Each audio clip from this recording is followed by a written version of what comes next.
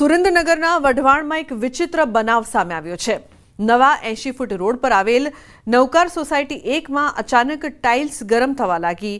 કોઈ કારણોસર ટાઇલ્સ ગરમ થઈ જતા લોકોમાં કુતૂહલ સર્જાયું। ગેસની અસર કે અન્ય કોઈ કારણોસર ટાઇલ્સ ગરમ થઈ હોવાની ચર્ચા થઈ રહી છે। મકાન માલિકે મનપાની ફાયરની ટીમને જાણ કરતા તપાસ હાથ ધરી હતી।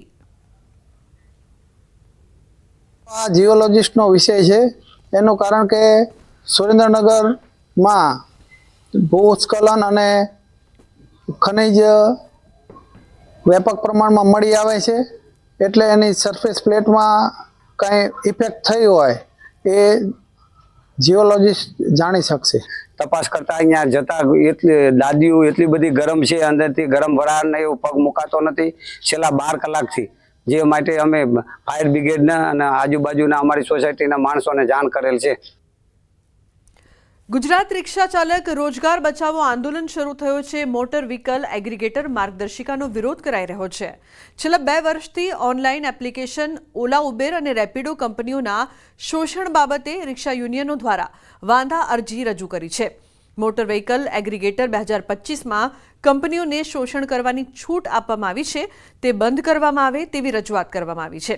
2 વર્ષથી આવેદનપત્રો, વિરોધ પ્રદર્શન, રેલી, ભૂખ હડતાલ તેમજ લેખિત અને મૌખિક રજૂઆત કરવા છતાં કોઈ નિકાલ નથી આવ્યો। જો માંગણી સ્વીકારવામાં નહીં આવે તો 1 ઓગસ્ટે તમામ રિક્ષા ચાલકો તેમની રિક્ષા કલેક્ટર ઓફિસે મૂકી દેશે તેવી પણ ચીમકી ઉચ્ચારી છે। 2 વર્ષથી રિક્ષા ચાલકો હેરાન પરેશાન છે।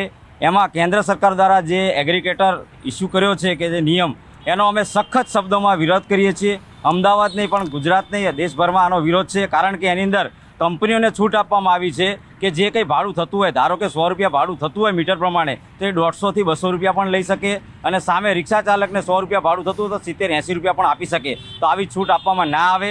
સાથે જ જે 2 વ્હીલર છેલ્લા 2 વર્ષથી અમે કીધું કે ગેરકાયદેસર છે, આને બંધ થવો જોઈએ। આરટીઓ દ્વારા એ લોકોને દંડ પણ કરવામાં આવ્યો હતો, ગાડીઓ જમા પણ લેવામાં આવી હતી, તેમ છતાં આને પરમિશન આપવામાં આવી છે। તો આનો અમે સખત શબ્દોમાં વિરોધ કરીએ છીએ।